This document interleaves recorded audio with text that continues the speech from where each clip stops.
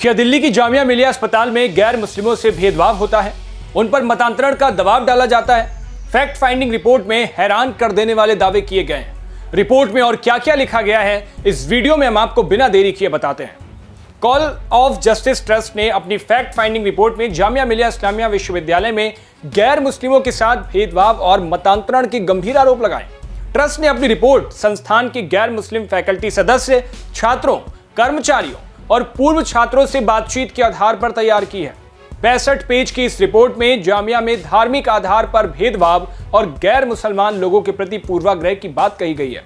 इस रिपोर्ट में 27 लोगों से बातचीत की गई है, जिसमें 7 प्रोफेसर और फैकल्टी मेंबर्स हैं, 8 से 9 कर्मचारी हैं और इनके अलावा 10 छात्र और कुछ पूर्व छात्र भी हैं। फैक्ट फाइंडिंग की टीम का नेतृत्व दिल्ली हाईकोर्ट के रिटायर्ड जज एस.एन. ढीगरा कर रहे थे। 6 लोगों की टीम में दिल्ली पुलिस के पूर्व आयुक्त एस.एन. श्रीवास्तव भी शामिल थे।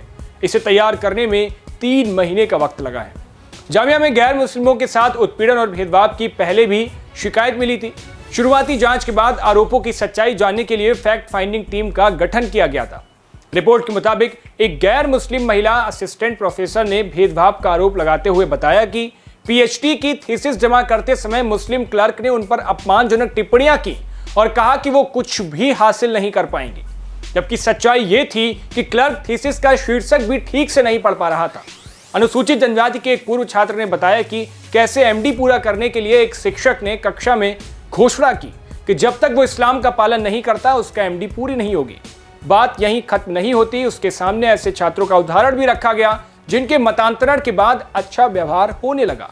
अनुसूचित जाति से संबंध रखने वाले एक दूसरे फैकल्टी सदस्य ने अपना अनुभव साझा करते हुए कहा कि उनको केबिन आवंटित किए जाने पर परीक्षा विभाग के कर्मचारियों ने कहा कि कैसे एक काफिर को केबिन दे दिया गया।